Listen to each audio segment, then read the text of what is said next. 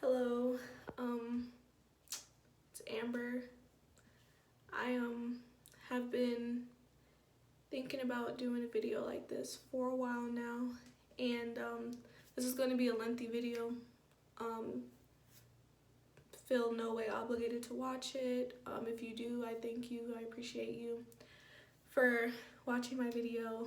Um, this video is going to contain some sexually explicit things. The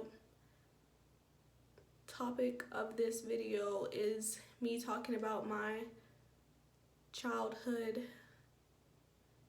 and the sexual abuse that happened.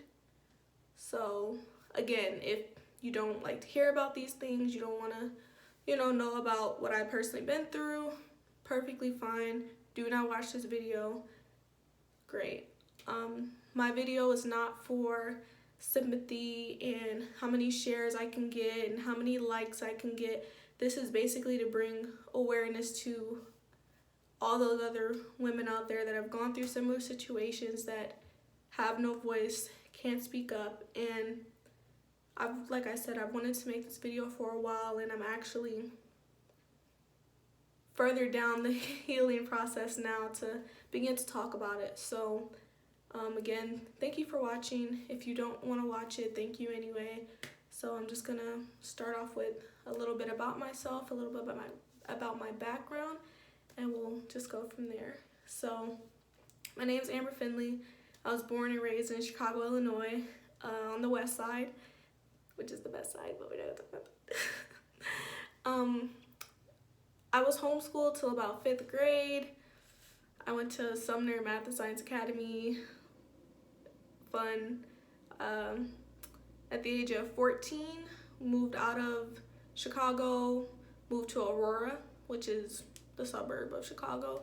I went to finish 7th grade, 8th grade, and went on to do a little bit of high school in Aurora. I then moved at 15 years old to Oklahoma, Tulsa. And from there, I finished my high school at McLean. And then immediately after I graduated, I went off to the Navy. So that's a little bit about my background. So to talk about the sexual abuse that I went through when I was a child, it starts when I was around 10 years old. My mother and my father had just recently been divorced. I was very close with my dad. I didn't really understand the divorce and things like that being a child, but all I knew was my dad was my best friend and he was leaving, so I kind of felt, alone in a sense. But my mother became a single mom, was doing the best she could, started working, we were in school, things were okay. So my mother, she met my stepfather a little further on in 2010, rolling into 2011. First encounter of him, it was fine. Like, he was a nice man. He was cool. He, took us to Target. He would take us to get food, would help us, school supplies. He was very open. It was cool to talk to him. My mother started, dating him, and he was cool with us, and eventually this led to him moving in with us, and eventually my mother married him. So I'm not going to say any names. I'm not going to give out any exact addresses or anything like that. If you know, you know. If you don't, that's fine. But I'm not going to give out any names. I'm not going to say any names. So one day when I was 10 years old, I was called by my stepfather to the back of the house. And this is the first event. He pushed me against the wall. He began to touch me over my clothing. He couldn't get into my jeans because they were kind of tight, but he groped on my breasts. He was feeling on my legs, my thighs, and this didn't last more than 10 minutes. Afterwards, he walked straight back to the living room where the rest of my family were. I just stood there, I adjusted my clothing, and I went back into the family room.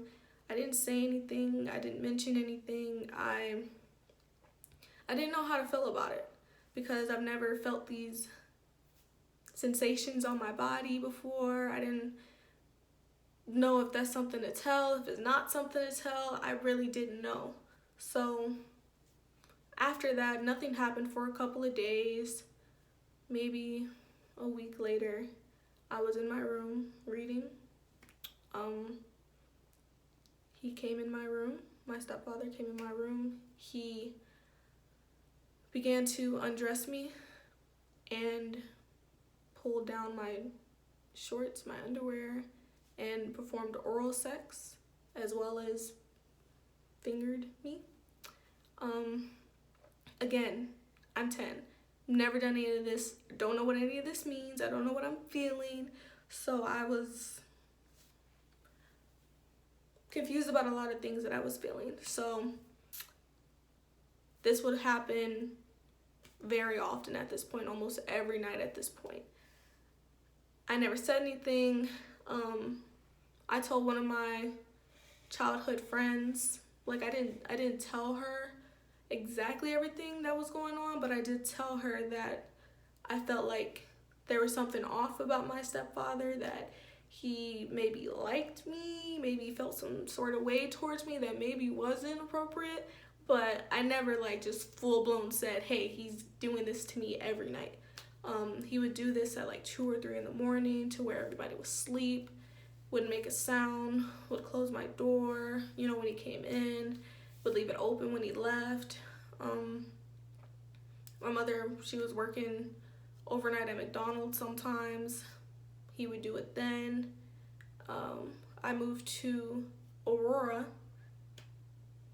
and he moved with us. They had been married at this time, and he stopped the sexual abuse for a while, and everything was cool. Like I would go out and I would play with my next door neighbor. My next door neighbor was my boyfriend at the time, and he began to get jealous of that. So he would say things to my mother to be like, oh, Amber's doing this, Amber's doing that, to get me in trouble. And I would be in trouble a lot, and my punishment would be that I couldn't go outside. I couldn't go play. I couldn't be around my boyfriend at the time. And it felt bad knowing that he was jealous of me having a relationship or being with somebody else that was my age that I actually liked. Because during these times when he would do these things to me, I would never react. I would never say anything. He would never say anything. He would never ask me how I felt about it. It was just, he went in there, did what he did, and then he left. And that's how it was. He one day asked me, to come in the room. My mother, she was in college at the time. She would go off to college, go off to her classes, and he would send my sisters out to play. He asked me to come in the room. He asked me to fully undress. He wanted to look at me. He wanted to see whatever he was looking at. Called me over to the bed. He wanted me to give him oral sex. I was not ready to do anything. I was not ready to touch him in that way. I just didn't feel anything towards him in that sense. And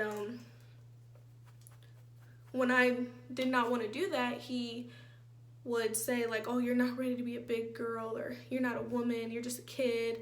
And it's just like, retrospect, yeah, I am just a kid. Yeah, I am I am a little girl. I am a baby in a sense. I shouldn't be doing those things anyway. But, me being 14 at the time, I'm like, it made me feel bad. I didn't want to be called a little girl. I thought I was a teenager. I thought I was grown. I thought I was making moves.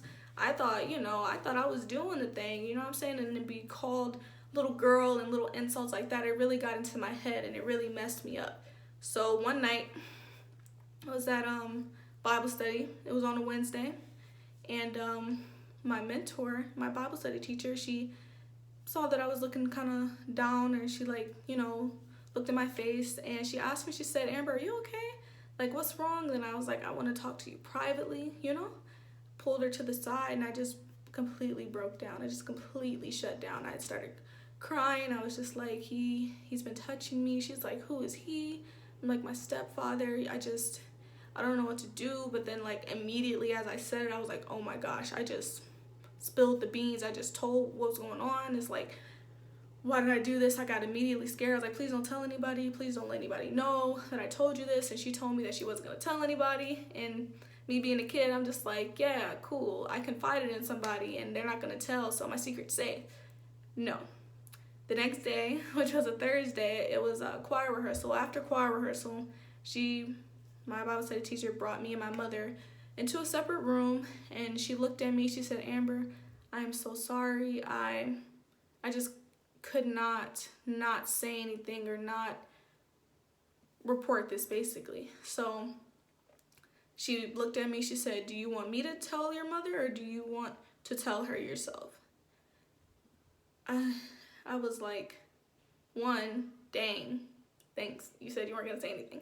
And then two, like, well, I guess this is my chance to say something. I was like, yeah, Mom, he was touching me. He was sexually doing things to me for a while now.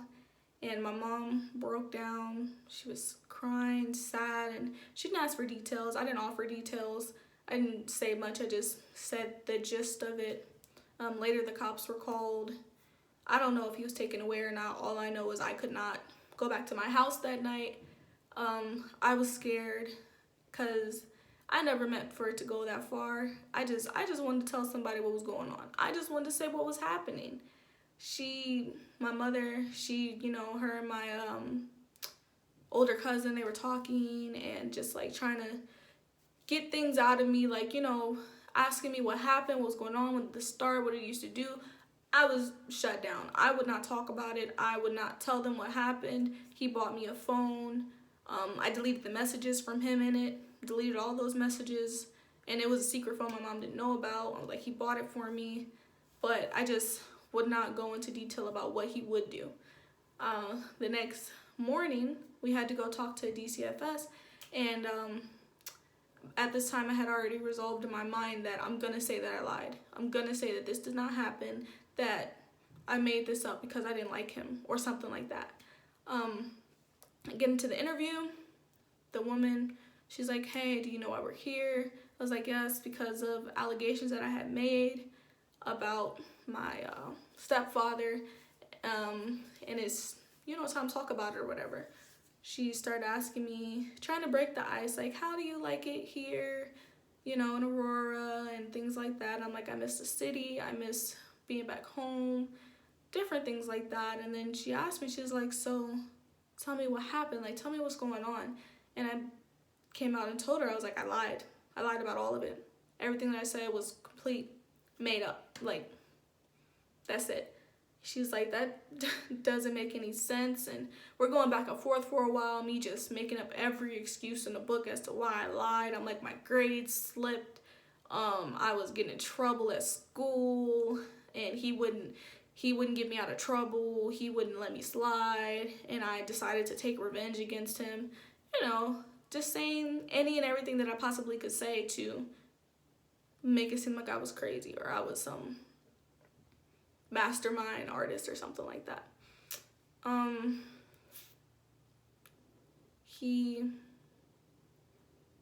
Let's say he's a great stepfather. He has a good relationship with my dad. Everything's great. I'm the problem. I am the issue. You know, he didn't tell me to say this. My mom didn't tell me to say this. No one told